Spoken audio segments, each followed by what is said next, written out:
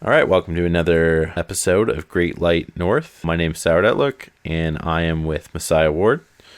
Hello. Hello. Okay, let's do this. We got a few just bits and bobs this week, I guess. We got a TWAB. We got a raid teaser. We got an alternate reality game. And we got kind of a repackaging of a bunch of things we've already seen in I don't know, like an end of season, like a season rollover teaser, I guess. What would you call that one? We were just looking at it. Yeah, something like that. I mean, just kind of a nice little bridge into the next season, like you said. Yeah, like I think it was kind of compiled from a few different things. They seem to tease in that one the tower event, right? There were some shots in the tower, Guardians running all over. I was kind of looking at where it was shot. It was shot on the Traveler side of the tower. There's a lot of talk about what's going to happen with the Traveler in the event. And the event was commented on, so we might as well start there. What's your take on that? What are you expecting out of this event? Well, I mean, honestly, they could literally just you could go walk into the tower and they could have like a team of Last City builders and construction workers like painting the far wall while we just sit there and watch it dry, and it would probably be better than the last event. But um, I don't know. They haven't really hyped it very much. I mean, last season they didn't hype it for very long, but like they did make it out like it was going to be this huge thing, and that's what we got, whatever. But this season they're kind of understating it a little bit. So either it's going to be a relatively minor event, in which case whatever, or they're kind of trying to temper expectations a little bit so that they could really wow us with something. If something big did happen with the Traveler, if he just fucked off, who knows? Or, I don't know, maybe we get like a super sweet immersive cutscene showing all of our Guardian friends on the other planets just, having their last little hurrah before dying horrible darkness deaths. I don't know, but I'm kind of cautiously hyped. Yeah, okay. So I've got like some components of my tinfoil hat theories. You want to hear them? Absolutely. All right. So we got that teaser. I think it was on the 29th or whenever. So what is that? I guess the end of last week, really. So it's almost not even part of this week, and they showed the Guardians running everywhere in the tower. Your Guardian was kind of walking towards a ship. It looked like everything was pretty dark. It looked like there might have been sirens going off, like flashing lights, and they had kind of redecorated. So like it looked like the hangar was empty. So we know we're going to have to install a little patch before they shut the game down, which is what everybody thinks is where they're going to inject this event with that patch. Right. There was an email sent out talking about the conclusion. Don't miss the conclusion of the event. And Luke Smith did comment on it. And I believe there's some other developers commenting on Reddit about timing. It's something like 3 hours before they shut off the servers for the preload of Beyond Light. Yeah, some 3 hour window in there, yeah. So we've got those things. We've got the capitalization of lights go out forever. I mean, Luke Smith is a troll, so that could be a troll. And then there was, I saw an image of one of the developers who posted a poster, and he said, "Thanks for signing my poster, Deej." And it was a poster of the Last City with no Traveler above it. Now, I wasn't around for the Destiny 1 in pre-Destiny 1 days, but like I've never seen that artwork, and I did a Google search of just like Destiny 1 Traveler Last City, Destiny 1 Last City. I didn't see anything. Like I've never seen the image before. I could be totally way off base with that, but here's my spitful hat theory. I think we're gonna chill in the tower, like Luke Smith said. We're gonna see something happen to the Traveler, some kind of an event. We know that the name of the emblem that we get is Calamity Protocol or something along those lines. The only other time we've seen that language was with the lore cards that led a lot of people to think that did the Rasputin shoot the Traveler? Did he not shoot the Traveler? So I think there's some correlation there. And then with everything that's gone on with the promo materials, with the healed Traveler, that poster with the no Traveler, I think we're going to see something happen to the Traveler from the tower. Either it's going to heal itself or it's going to take off. I think that would be an interesting parallel, just because we have Aramis and like the Fallen Empire that we're gonna be fighting next season, and they also were abandoned by the Traveler. I think that would be such a cool setup, right? They are abandoned by the Yeah. Traveler. They take the Darkness Powers. We're abandoned by the Traveler. We take the Darkness Powers. It would just be a neat story theme.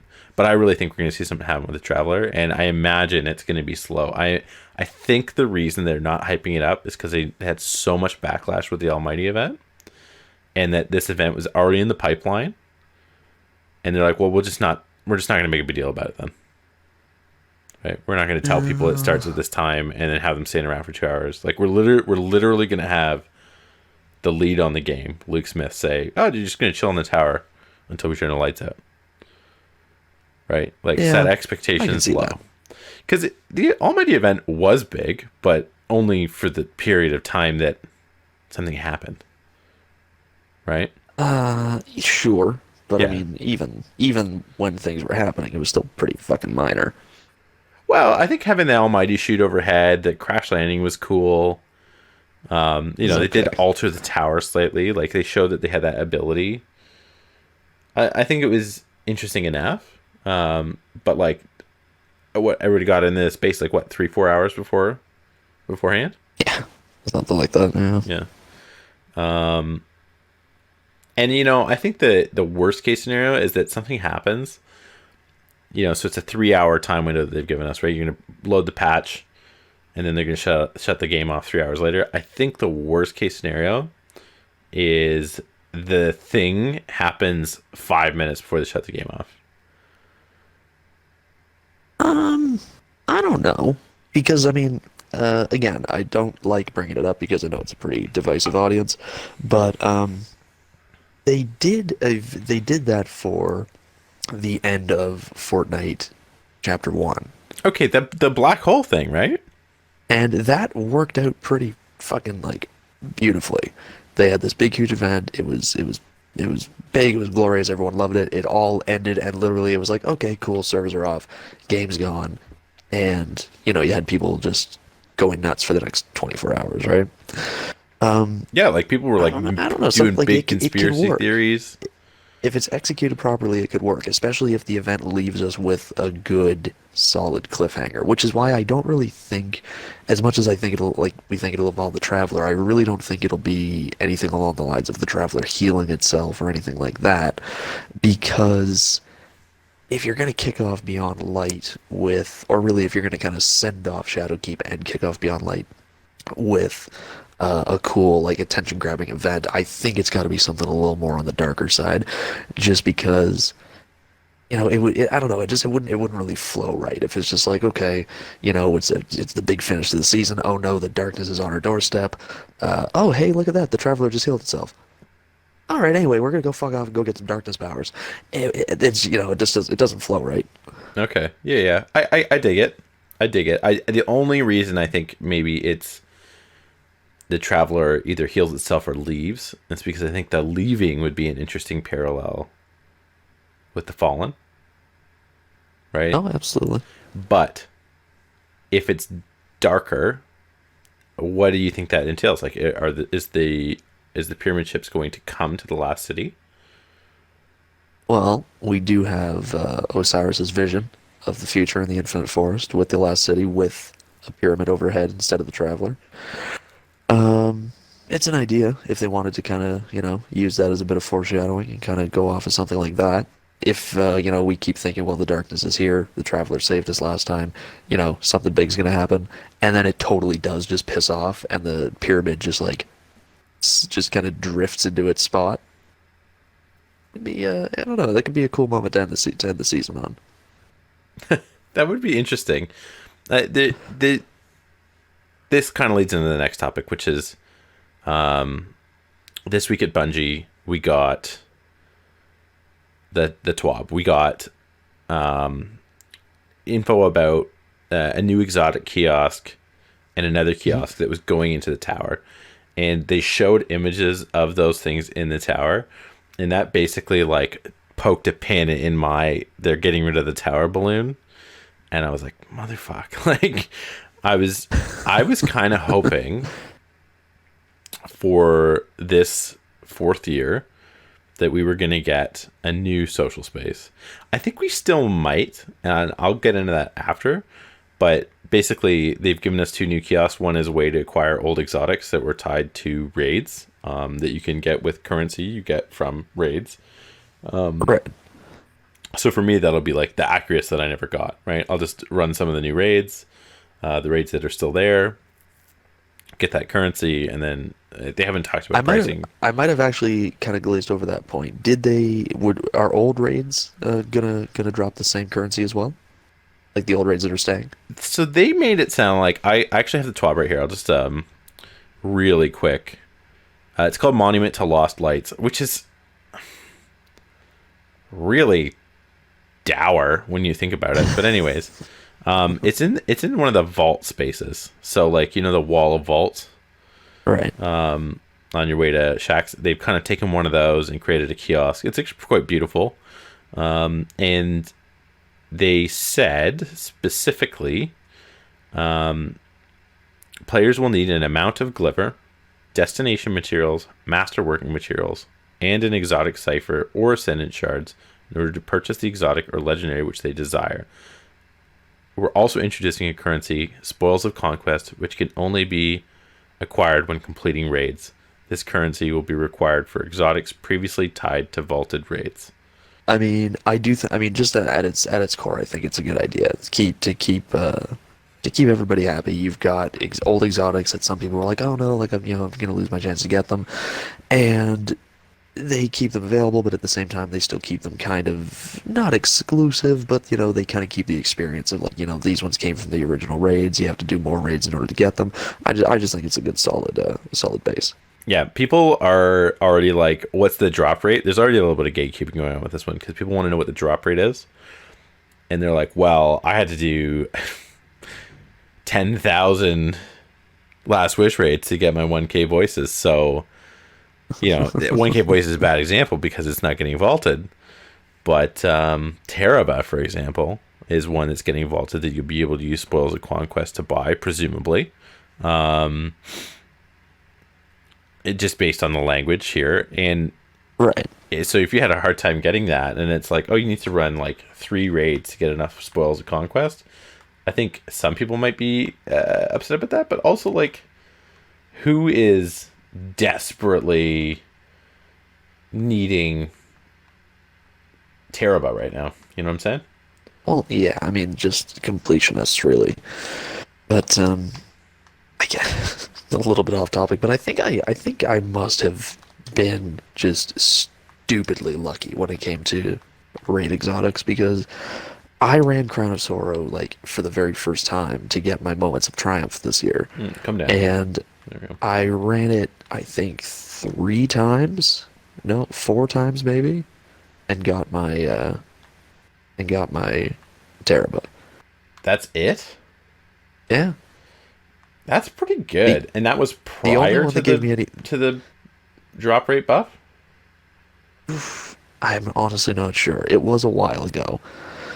But the only one that ever actually gave me trouble was getting Anarchy. I ran Scourge of the Past probably a grand total of maybe 20 times or so to get that one.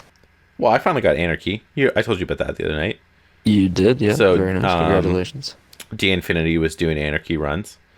And it was like late at night, and I had just gotten done putting Leah down to bed, and I saw him post on Twitter, and I'm like, hey, like how much longer are you doing this? And he said 2 hours. So it was maybe like an hour before I hopped in there. I'm like, hey, like, what's the queue looking like? He's like, honestly, I've got one other person in queue other than you. He's like, just depends on how these drop. Once people get their drop, we move them out, we move the next person in. So right when he's like, yeah, I'll throw you on the queue, that guy got it. Then someone else got it at the same time. So me and the other guy in queue both hopped in. We ran it one time. 4 other people got it. So like in the span of like, I want to say 30 minutes, he pumped out 6 first time drop Anarchies. And I was kind of like looking at that, and I'm like, Did someone at Bungie just say like, "Fuck it, it's the end of the season," and just turn the dial to like 111? Like I was quite shocked because I think Scourge of the Past is the raid that I've done the most, other than Last Wish. I really like Scourge of the Past. You know, I had all the cosmetics, I had all the good weapons that I wanted out of that one, and I never got Anarchy. And then, yeah, sure as shit, like we hop in there and like 4 people on that team got their first Anarchy drop all at the same time. That And is pretty fucking it was crazy. it was a very exciting moment.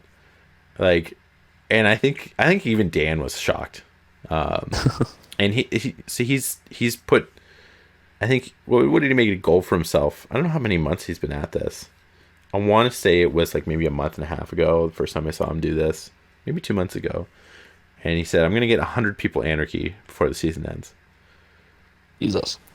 And so now he's got like 3 more people to get Anarchy for before the season's over. And he's like, "Well, you know, I was kind of expecting to do a long like it was going to be like a pain in the ass, but this, you know, we might get screwed on RNG. Like maybe we burned up all our RNG, but you know, if they keep dropping like that, like it's not going to be an issue." So on one hand, it's like I'd almost rather get Teraba now, but on the same token, like I'm not crazy about that raid, so I'd be perfectly happy to run Last Wish and spend my spoils of Conquest to get Teraba. See Which that. which is I think what the scenario is going to be next season. You know, there's always the kind of the little cynic in me who's thinking like, oh yeah, you know, maybe they're just thinking, hey, it's the end of the season, let's bump up the drop rate, make some people happy. Or, you know, maybe one of the devs was like, ah, fuck it, let's just make them drop. I'm gonna nerf it in a few weeks anyway. Yeah, so that's the other thing we got. We got some patch notes, right? Um, so the Monument to Lost Lights was in there. The other kiosk that they're adding is archives. So the quest archive is going to be next to the postmaster, and it's going to remove confusion about trying to track down quests that have been discarded. So I think right now, like if you discard the Leviathan invitation, it goes to Benedict, right? And if you just I or guess, if you yeah. discard like Mountaintop, it goes to Shax. I'm guessing this is going to be like a unified quest archive. So anytime you discard a quest, it'll go back to the archive instead of having to find the NPC you got it from. If you're pretty turned on, you would know who that is. But I think for new players, it's going to be like, shit, where did that go? This is also the place where if you're a veteran player, you're going to pick up the New Light quest to do the Cosmodrome. This would be an interesting one because I think a lot of people will be rushing to get their light level up. I'll be curious if the New Light quest does anything for your light level at all. I'm sure as hell gonna do it. Like when they added the Cosmodrome quest from D1 back to D2 with New Light, where they wake up in the Cosmodrome, I deleted a character. I think I deleted this Titan, not this Titan, but the Titan before it, to run it again because I'm like, yeah, I want to do it. I want to experience like the new content. Like it's in the game. I want to use it. So yeah, I'll be curious how heavily leaned on this archive thing is. Like if they do it for everybody, but like yeah, it kind of blows up my plan because this is definitely the current tower that we have. Like that is not a picture from a new social space. It's the same old social space, and I really wanted them to like nuke the tower this season. If they're gonna get rid of anything, shouldn't they just get rid of the farm? I think the farm is actually getting vaulted because okay, why did I read that? So there is no Red War campaign. Right? You won't be able to go to 0 hour. I think they're vaulting the farm. That's one of the reasons I think we might get a new social space. The other reason is that in the collector's edition lore book, there's a letter. You get a letter from one of Ikora's agents, whose name is now escaping me. She's in a bunch of other lore cards about Ikora. She's kind of like Ikora's protege. Sends this. It's basically a message saying like it's about Europa, and so basically right now in the lore of Destiny, Europa has been designated as off limits by the Vanguard, kind of like how the Vanguard was like Rasputin is off limits on Mars, kind of thing. Except for Zavala when he wants to play a prank. Yeah, you got punked. I'm already in here. That letter talks about there is an orbiting space station, and the orbiting space station has defenses. It's a Bray space station, has defenses, and they say seems to be friendly with ion ships, and we know who made those is Anna Bray, or Elsie Bray rather, that created these ion class ships. They got like there's a whole bunch of them. One of my favorite ones is the one with the shroud on it, and then the one that's all busted up, like in like sparking. So there's that connection. There's the space station, and then the very first thing we saw beyond light was Drifter and like his new ship that looks nothing like his old ship. His new ship kind of looks like an accessible taxi van with jet engines attached to it, and this thing opens up. It's like a big. It almost looks like the back of a Star Destroyer. It's like a door opens up and it's over top of a giant engine, and his little ship comes out, and then it kind of pans down and away. So you can tell that whatever the ship he's coming out of is huge, right? So when you put those three things together, you're like, there's gotta be, like, I don't know, it's the Chekhov's gun. Like, we're talking about this space station in orbit of Europa. They're getting rid of the farm. They're getting rid of, our own private sanctuary on Leviathan. Maybe we're getting a new social space. Oh, maybe. That's an idea. Like, It's I an don't know. idea. I would be kind of annoyed if I had to hang out in the tower for another 3 years. Wouldn't you? Yeah, I know. But, baby steps, right? Yeah, I could see why they wouldn't get rid of the tower. Like, they definitely did a full commit on decorations for Festival of the Lost this year. They did a full commit on decorations for like, even Guardian games, the Valentine's Day event, which his name escapes me. Isn't that awful? Shit. Revelry. Which What I'd be shit's it curious if they called? bring that back. Yeah, it's gonna bother you too, eh? Like, should we just fucking Google it? I refuse to Google anything. Yeah. You want me It'll to come ask to me. Alexa instead?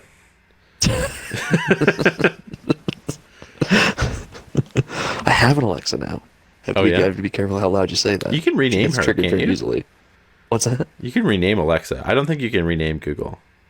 No, there's an option on your phone to there's like one of 5 things that she would answer to. You should set it to your wife's name. You know what I mean? Just really fuck with her for a day.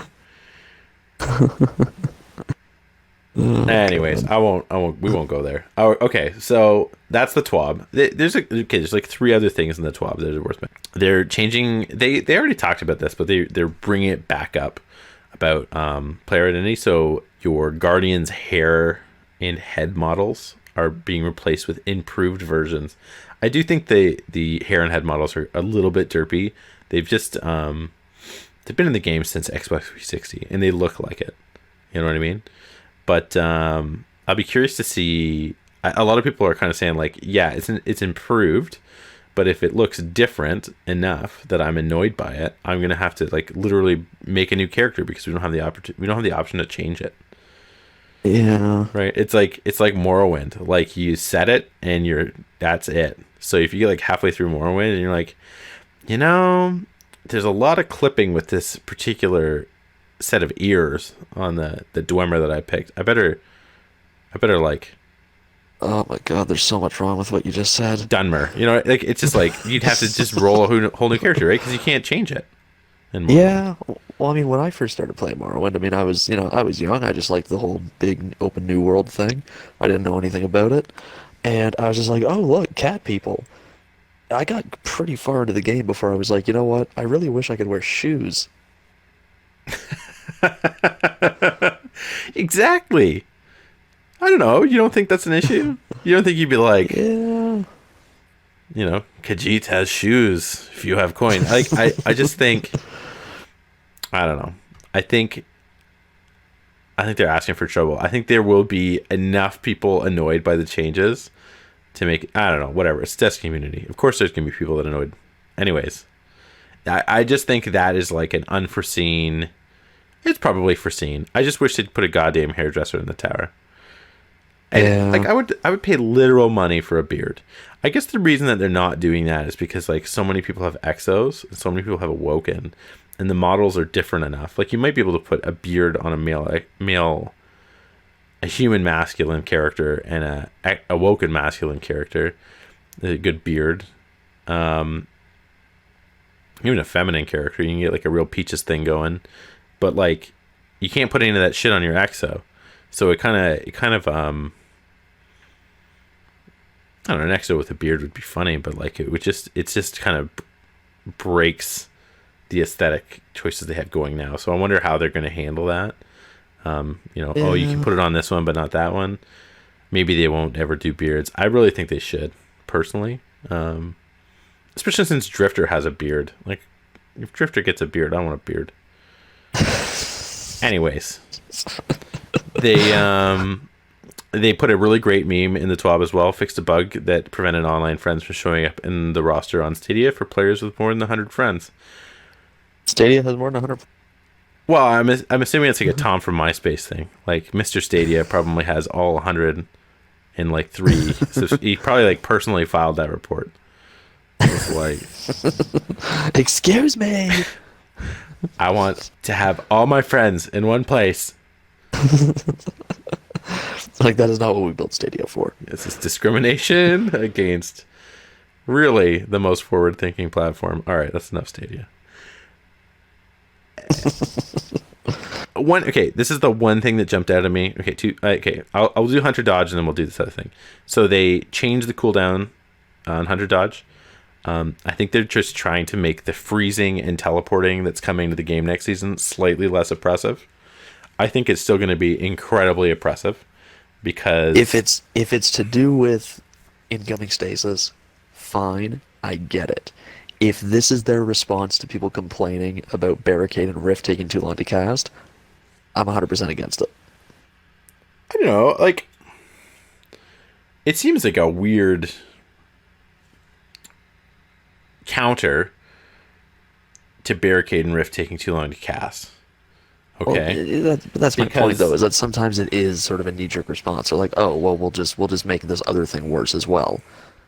Yeah, but I don't think they actually made the ability worse. They just added 4 seconds to the cooldown period, which is hardly anything. Of course, but and that's anyway, a tier 4. So at tier 10, it's not going to be 4 thing. seconds. But it is still, it's a noticeable change. It's a change that they felt the need to be like, oh, we've done this. But like you said, it is probably more to do with stasis more than anything else. Yeah, so they have that ability where when you dodge near someone, they'll freeze. So I imagine in Crucible, they're like, well, okay, if you want to be that guy, like if you want to be Tether and Mayhem, right, you're going to be dodging and you're dead. We're gonna make it that you're waiting for your dodge a little bit more often. But there's just so many abilities and mods and armor pieces in the game that I think that dodge ability will still be oppressive in the people that use it. I just think it won't be necessarily super fun just dodging around and freezing people all the time. Like I think that the novelty will wear off. Like I think you'll see a big burst of people doing that and the novelty wear off. The thing that I don't think the novelty will wear off on is that the exotic lets you go invisible and teleport, like the Fallen Captain. Oh yeah. Was it Mask of Bakras? And I think something like that sounds right. Yeah, I think this maybe actually might have more to do with that than the freezing. Because yeah, maybe. Yeah, I mean, well, we've all played high level content where the Fallen Captains are just like glitching around like they're at a rave. I think having that in a Guardian and Crucible is just going to be super annoying. I would actually be curious too. Like we're seeing a bit more of this. You see it with the aspects too. Like I don't know how much you looked at the stasis reveals, but like certain things are apply debuffs to your stats, and I think what would be a smart play for them is if Mask of Bakris is like super oppressive, they I think they could go the route of saying like, yeah, you put this on, you get a -20 to your 100 dodge cooldown, right? Like the stat that affects that.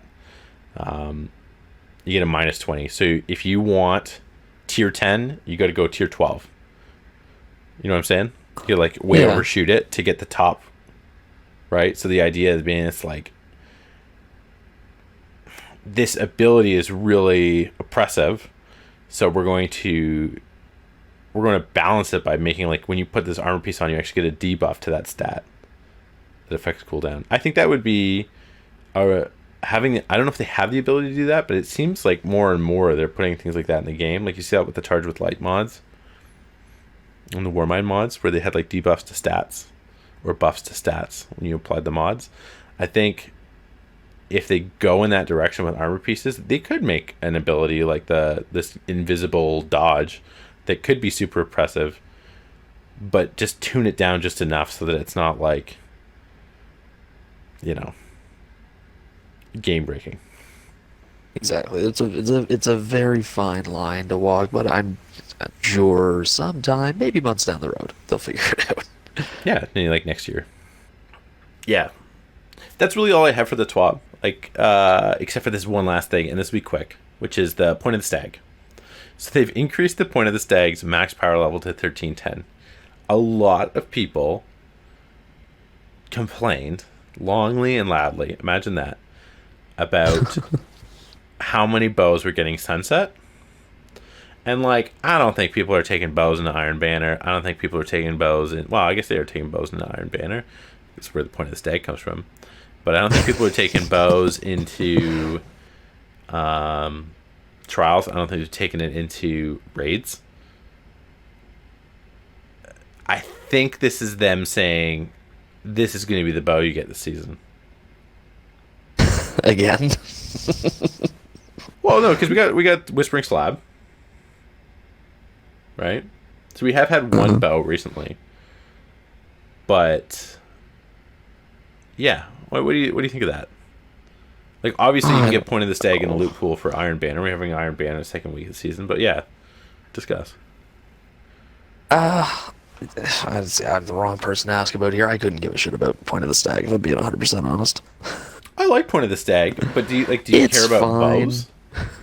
I do care about bows, but more for I care about bows more for the fun aspect of it, more so than like, oh yeah, like this is my secret weapon type shit, you know? Yeah, you just want to feel like Robin Hood, or like Turok. Turok, yeah, like Rambo. Yeah, Rambo. Like Rambo 2. More of a Rambo 2 type thing. Well, I mean, you're not going to get that out of the Destiny's bows, but I think there's a valid desire, and I'll be honest. Like, I liked Point of the Stag. I think Point of the Stag is a great bow, and I really enjoyed using it once I got it. It's okay. It's just okay. But there's definitely like, what's the word I'm looking for? I think with Point, like, I really believe, okay, that we're not going to get another bow this season. Coming. I don't think it's going to be a priority for them. No, like, I think it doesn't fit with the theme of the weapons, and I think, I think it's going to be a tough sell, for sure. But I don't know. That was all I wanted to say on that. Like, I kind of was reading between the lines on that one, and I'm just like, yeah, I really do. I don't know. I believe we're not getting a bow. Now, I will say, I think that you're bearing the lead a little bit on the important things in the TWAB here. Thing that I would want to talk about is the fact that champion mods are all shifting to armor away from weapons. Was that in this TWAB? It was in this TWAB, and it was, I think, Yeah. Like, being able to take exotics into strikes again, Jesus. Well, you have been able to do it already for a little But bit. do it practically. Yeah, I think there's a real there's a real boon to that content when you get just a little bit more leeway. Um, that will entirely depend on what the weapons they choose to incorporate into the mix this season, right? Because if they go with weapons that nobody wants to use, it's really not going to matter, right? Mm, I'm trying to think of an exotic that like nobody cares about. I don't know. I mean, I guess all the exotics are generally better than their legendary counterparts. Like there's typically, I will say this. The one thing is if it's hand cannons this season, Ariana's Vow is going to be nuts, right? Because absolutely. you're gonna be able to get multiple uses out of Ariana's Vow. Um, Somebody pointed out like, well, the champion only ever has one um, thing you need to overcome, so it doesn't matter. But I think the idea of not having to worry about switching weapons, or not having to worry about,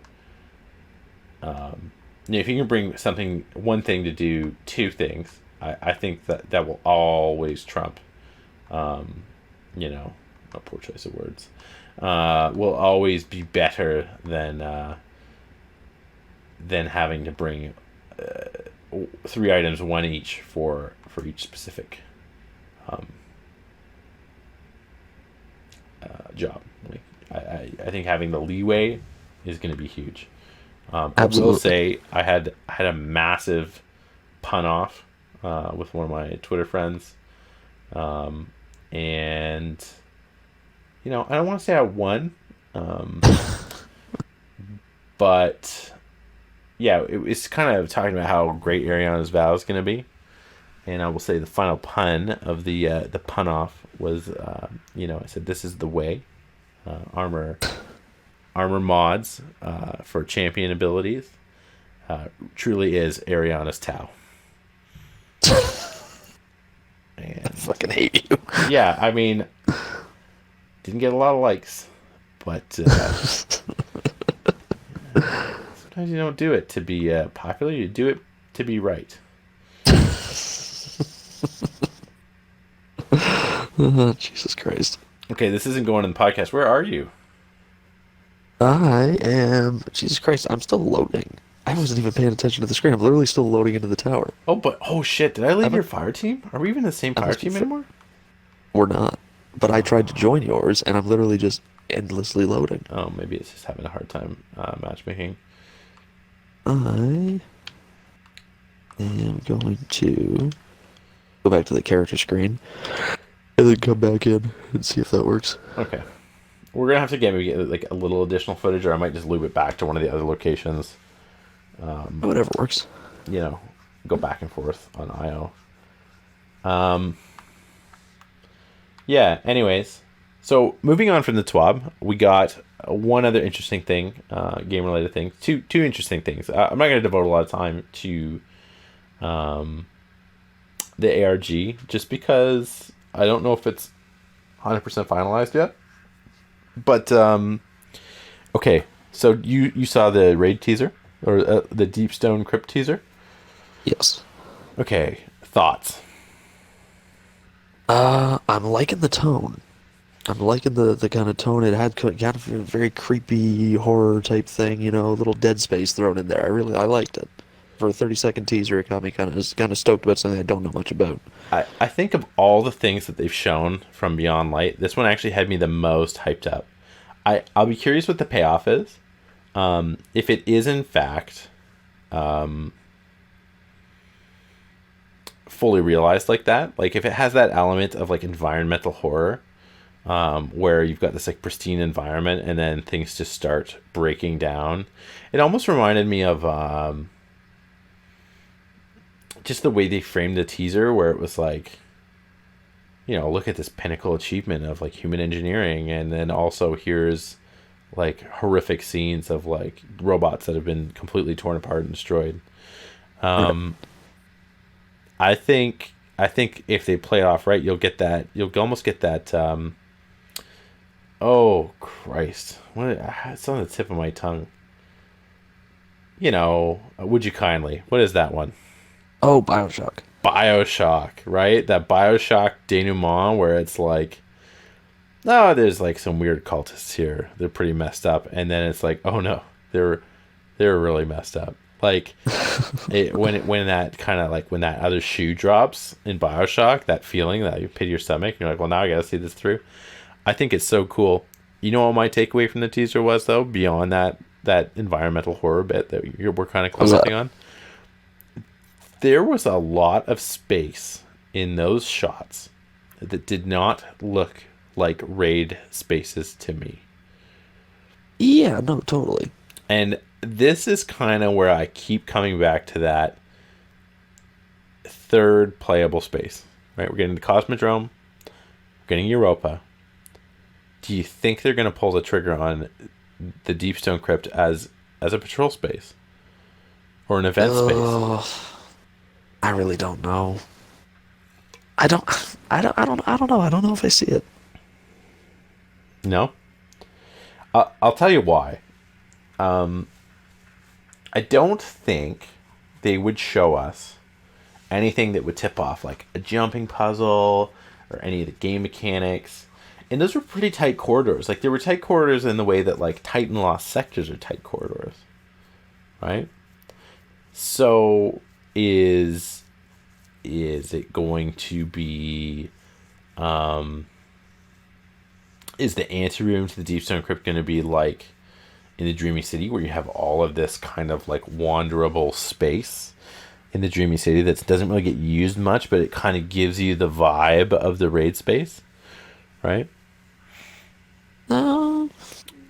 Because that was sort of the thing with the Last Wish raid, right? Like, so you got a big taste of the Dreaming City, you got a big hit of the Dreaming City, and then you went into the Last Wish, and it was kind of like that you could see that Last Wish loading zone from the Dreaming City, but then as you entered and you went deeper and deeper in, like it looked like the Dreaming City, but it kept getting more and more palatial and more taken as you went through that raid. Right. I wonder if they'll do that where like there's parts of the Deepstone Crypt that we can actually walk around on Europa, and then the raid, which we know takes place there, you're going deeper and darker, and that's where the environmental horror kicks in. I could see something like that, maybe. I think You that's might have more. me a I little think bit that's more convinced. feasible, but I'm still kind of like peaked on that eighth Triumph location. I don't think they would do that.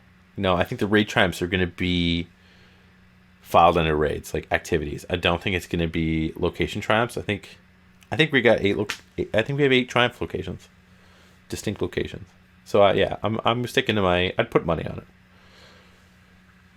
but I don't know. I'm just Let's feeling go. feeling confident. Oh, that's good. If you're, who knows? If you're feeling it, you might actually be onto something there. That's not a bad idea at all. Yeah, I just think I think there was too much stuff in there that looked like almost gave me Leviathan Underbelly vibes. Uh, well, the thing is, Leviathan Underbelly is much more claustrophobic than anything that I saw in that trail. Like you're right. It didn't really look like raid space, but I don't know. It looked. I guess you were kind of right. It did have that look of a sort of, I don't want to say open world, but like those sort of like enclosed, semi-open world, semi-linear sci-fi horror type things, like a BioShock, like a Dead Space, like a to a lesser extent Soma. I don't know if you ever played Soma. It's another underwater one. Um, that was kind of the feeling that I got from it. I don't know. I mean, I think we're gonna find out in 4 days if the Deepstone Crypt is a zone that we're gonna go to outside of the raid or not. What do you know about the ARG? I know absolutely nothing. I try to stay away from that kind of stuff. Okay, did you know that people are angry about it? I did not. Well, you could have guessed, but here we go. So ARG. Um, it's been an interesting ride. So there was a web page added to the Bungie.net site where you could analyze a code. People kind of realized this was the put two and two together once they started getting collector's editions, that they could take the code off of a postcard in the collector's edition. Once you put it in, it gave you a countdown. Countdown counted down to Thursday, I think, at reset. I think it was actually an hour after reset. To be honest, Bungie's been having a shit time with the change for daylight savings. They've started trying to put UTC and stuff, but like they're not accounting for daylight savings in all of their messaging. So sometimes the UTC is out by an hour. You know, one of the there's a few of us on Twitter that are like very gung ho about universal coordinated time. And one of them subtweeted like the post and was like, "You keep saying UTC, but I don't think it means what you think it means." Like, because you know they don't use daylight savings, right? Like technically, reset is at the exact same time UTC has been for 4 years, right? And people always kind of struggle with daylight savings. So, anyways, that's beside the point. But basically, this ARG kicked off an hour after reset on Thursday. It gave you a GIF. The GIF had information in the back end, like when you like took the GIF apart, and people were using basically like little routine programs that they'd made to compile all this information, crowdsource with other people that own the collector's edition to get these GIFs. It was kind of like a quarters of time where it was time gated, so like more information would be released over time. The more people that hit analyze every 24 hours, you get more and more codes. People were really upset that it was like there was like 3 layers of gatekeeping. 1, you had to buy the collector's edition. 2, you had to be big brain plays. And 3, you would have to be tuned in enough to even know that website was there. It was on the postcard, but like I think there are people that buy the collector's editions because they're just like collectors, right? So they want to have the stuff on the shelf, and they're not tuned in. And I've seen a number of people that bought collector's edition was like, yeah, I can't be bothered to like go to raid secrets, go through the steps, get them the gifts. Like I'm just not there. What it seems to be revealing, is pretty much mostly finished from what I can see, is in the collector's edition lore book, which my opinion on that. It stops abruptly. There are clearly missing pages from the logbook. The ARG is filling out the rest of the pages from the logbook, so it's almost like that Halo 2. You remember like I Love Bees? Yeah. It's almost like that Halo 2 ARG where you get all this background about New Mombasa. Well, this is giving us all the background about Clovis Bray and Elsie Bray's relationship. Okay. And like what went down. And I think it basically sets up like these are who the raid bosses are going to be, more or less. And yeah, like I'm pretty excited about it. I'm gonna take a quick stab in the dark here, knowing absolutely nothing about this ARG. You're telling me that it gives some background about Clovis and Elsie's relationship. Tell me, just randomly, off the cuff, just a little slip of the tongue, at some point there's dialogue where he refers to her as a stranger of some kind. Buddy, it is the most insane plot twist. Okay? All right. First of all, Elsie Bray already referred to herself as feeling like a stranger to herself. Okay? Mm-hmm. That was established in Warmind. That's rookie shit. So I don't know what you know about the collector's edition lore book. I actually am getting the sense that reading the Shadowkeep lore book that came with the collector's edition and reading this collector's edition lore book and the ARG lore is going to be like essential reading if you want to know what the fuck is going on when we get post Aramis on this upcoming season. All right, like the Aramis story seems pretty cut and dry. You know, she hates her guts. She hates the Traveler. She's chasing the darkness. She's gonna ruin our day. We got to take her out. The Clovis Bray stuff is it's pretty galaxy brain, like the contents of the plot. I think it's really gonna throw people because there's a lot of moving parts. There's a lot of characters. There's a lot of information about how the Vex work that was kind of surmised early on, but now this sort of solidified it and maybe gelled it into. It seems to corroborate my opinion that like the Vex exist in multiple universes, but they kind of gloss over how that affects gate network travel, right? So basically, Clovis Bray wants to become immortal. That's why he's building exos. He figures out that you need to use a combination of radiolarian fluid and this, he calls it clarity, but it's basically like the darkness artifact to create a flawed environment to put a human consciousness in so they don't go insane. Then they wipe the memories so that they're not trying to like meet with their family or trying to remember what things taste like or feeling of sun on their face, right? It's very, very, very dark stuff, right? This guy's basically trying to do like like the Kurzweil Society, like we're gonna upload ourselves, we're gonna be the singularity, the conscious, like consciousness without a body, that kind of stuff. Sure. He's hiding the fact that he has the darkness artifact on the moon from Elsie Bray. Elsie Bray, even before she becomes an exo, becomes hellbent on destroying the Vex because she sees how viral the Vex are. The Vex are actually infecting Europa. They're infecting her crew by their exposure to the Vex. And so the Vex are trying to convert them to, like they do. Like they convert everything to Vex material. Like Nessus, they're converting it all to Vex material. They're kind of starting to do that with the Europa crew and Europa site. She's hell-bent on destroying them all. Decides she wants to become an exo so that she can like go into through this gate that they've created into their Starforge and like mess them up. She finds out that Clovis has tapped into the darkness to make exos and basically gives him an ultimatum and he kills her. Oh my god.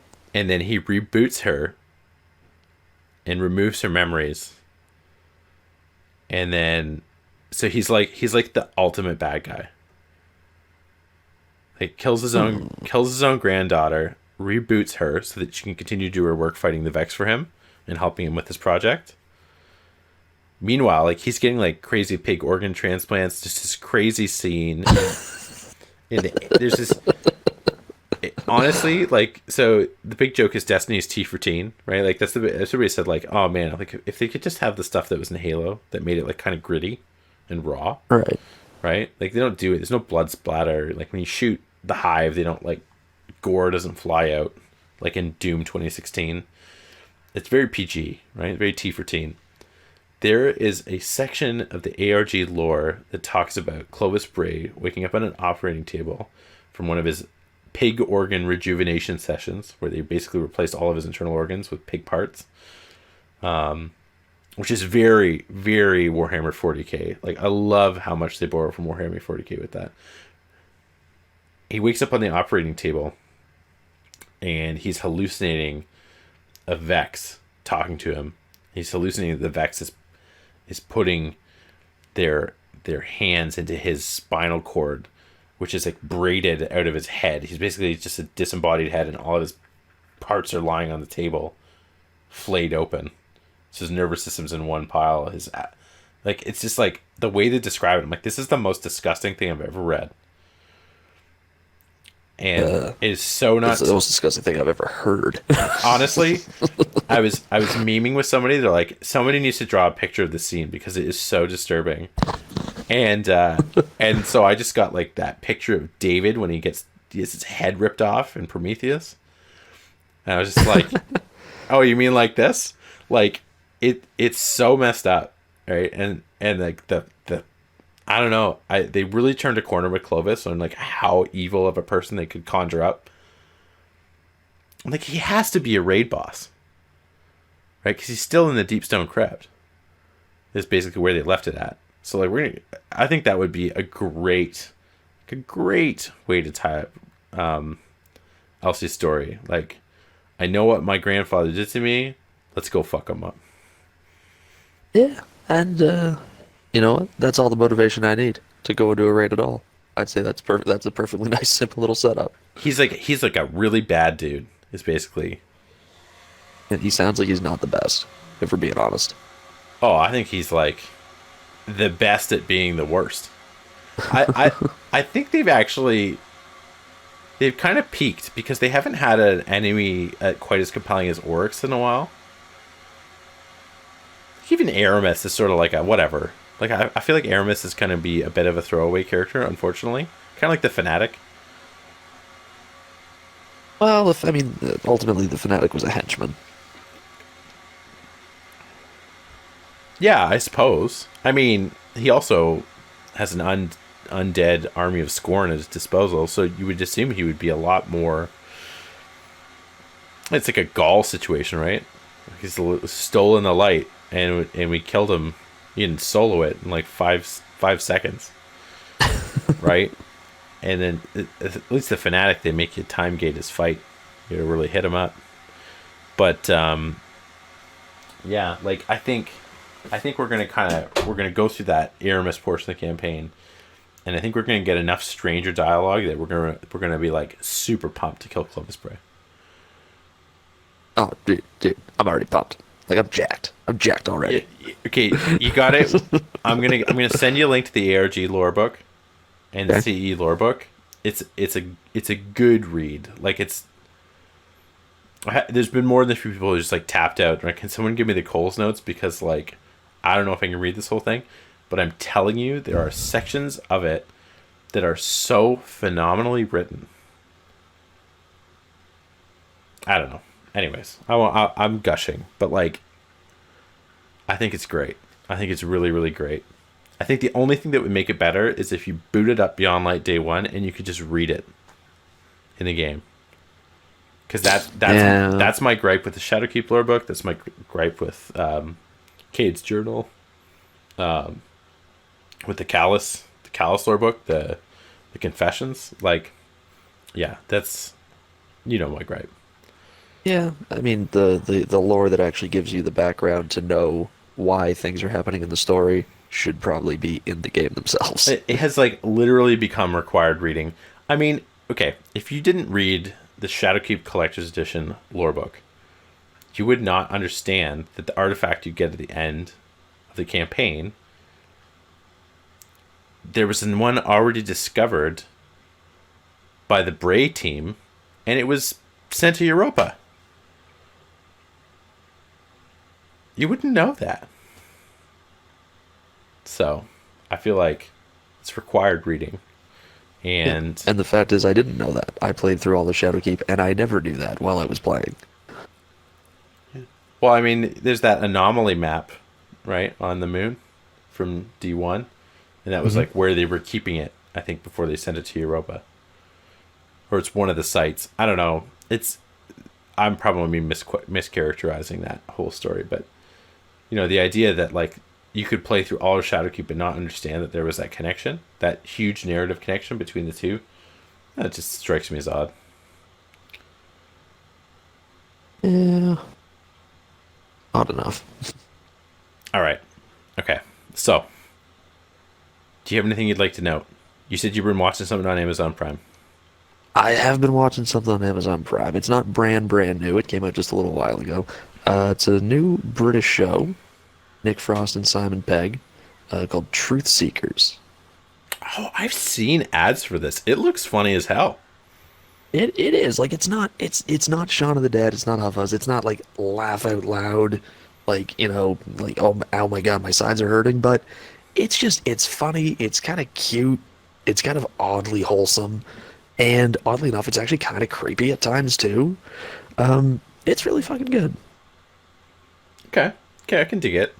I think through their work together, they kind of went from like split your sides to more understated work. Yeah, totally. You can even And see that just over their trilogy. Like The World's End is my favorite. Most people don't say that, but yeah, but it's understated yeah, compared to Shaun of the Dead. absolutely. Yeah, and I think that this is a continuation of that trend, from what I could see. But it still looked like it had that chemistry. It does. It's got that spark to it, which is really nice. So yeah, I recommend it. Okay, great, great. I will just. I'm just gonna hint. I know we already talked about it once. Episode 2 of The Mandalorian. I still need to get to it. Oh my I've watched god. the first one. I know. Honestly, I mean, given last season, I was there as soon as the episodes were up. I was there. This season, I don't know. I don't know if I got other shit on my mind or I'm just forgetting. But yeah, I'm falling behind already. No, it's fine. I mean, it's not like it's appointment television. You can watch it whenever you want. I just think, But I need to watch it now. well, I think you do. I really think you will get a lot out of it. They've really just, okay. Yeah, I think this is my unpopular opinion about Star Wars, which is that like Rogue One sort of Hmm. woke something up in me, in that like, oh, this is why I loved the extended universe books, because they painted a picture of like how shitty and gritty this universe actually is. And Rogue One definitely had that like war is hell vibe, which was a huge departure from then the gloss of Force Awakens, right? Different directors, different eras, right? It's fine, but like Rogue One for me is phenomenal.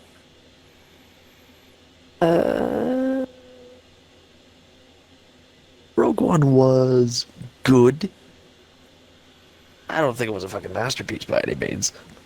um, I I don't I know. I think out of the 5 films that have been made, it struck a chord with me that the other ones did not.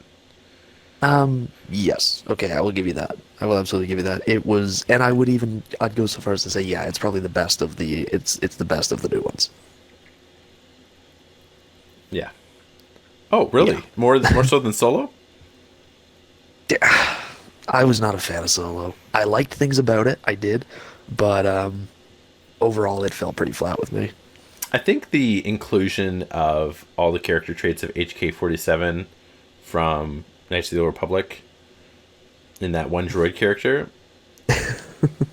basically absolved all the sins of that film for me.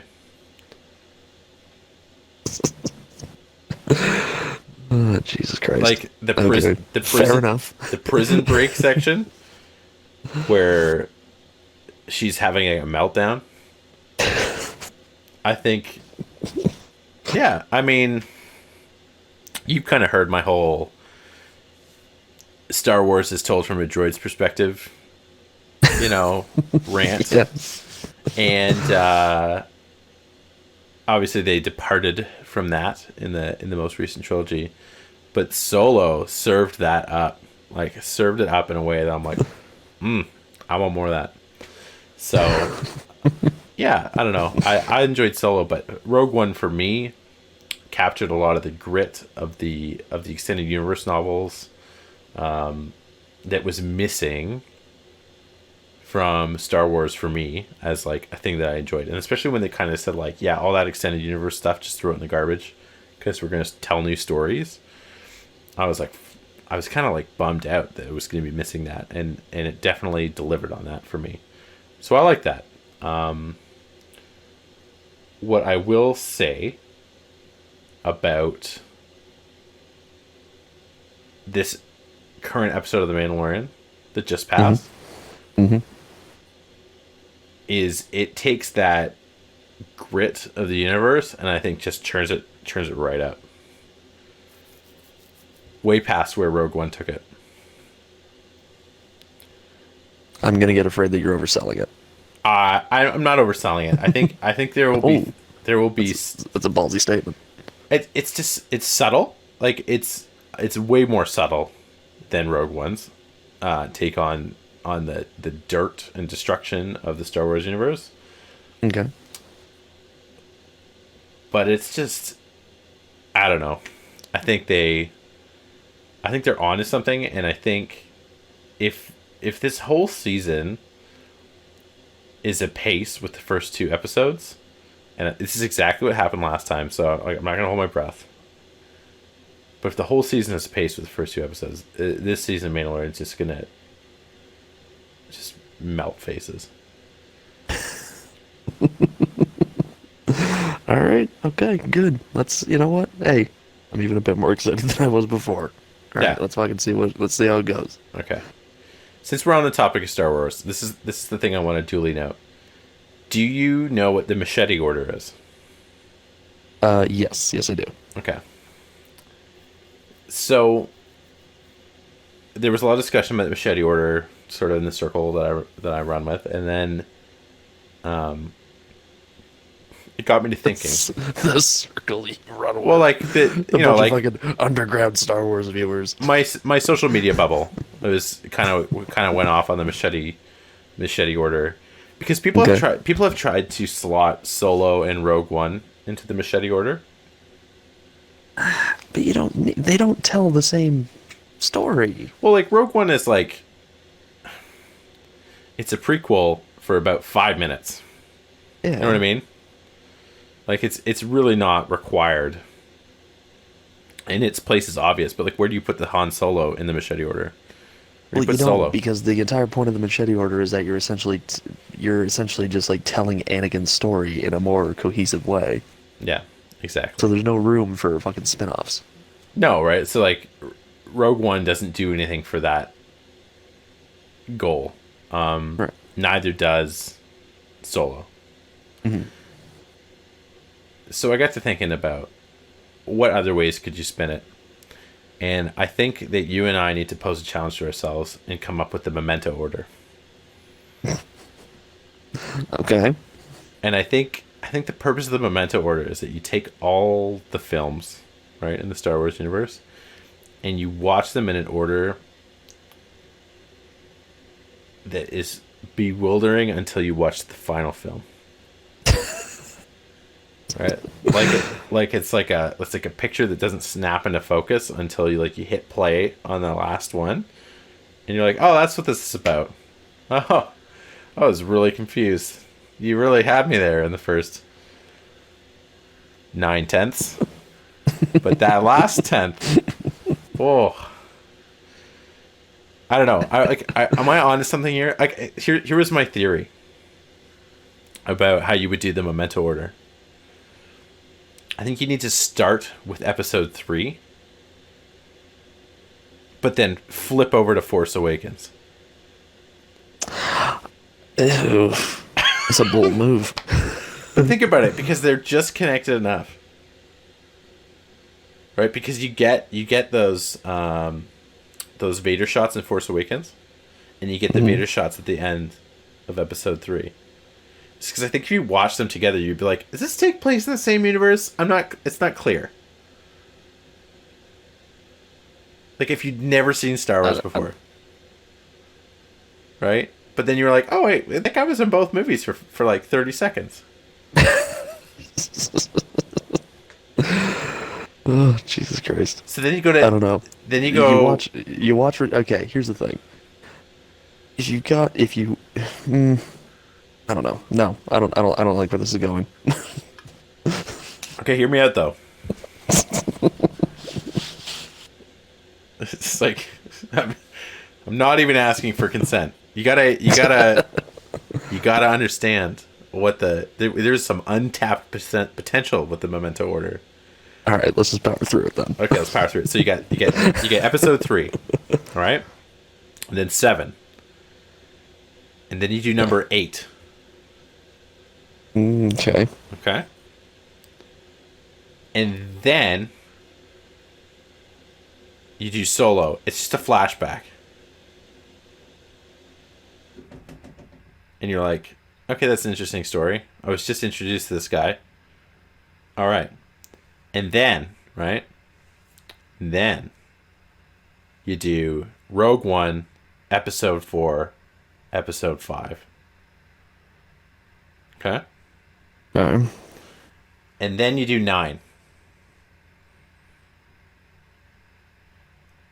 And then you do 1, 2. Why? And then you do 1, 2, and 6. 1, 2, and 6. Jesus Christ.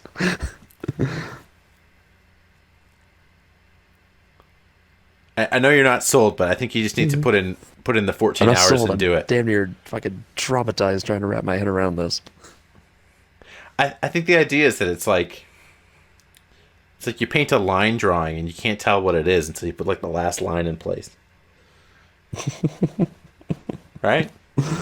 Oh, Jesus Christ, buddy. I don't know. There's usually some sort of method to madness here, but I don't know if I see art emerging from this unnecessary chaos. Well, I think you're just not vibing with it. Okay. I think you're too much of a traditionalist. I think you gotta expand your horizons. And I think you gotta expand your horizons by watching episode 3 and then episode 7. Just do those 2 things in a row. Just for a second, just the tip, just to see how it feels. Exactly. Oh, fucking hell. I commit to nothing. All right. Well, I guess we'll cap it off. That's enough of that. All right, buddy. All right. We'll shut her down here. Yeah, for sure. Have a good night. You as well.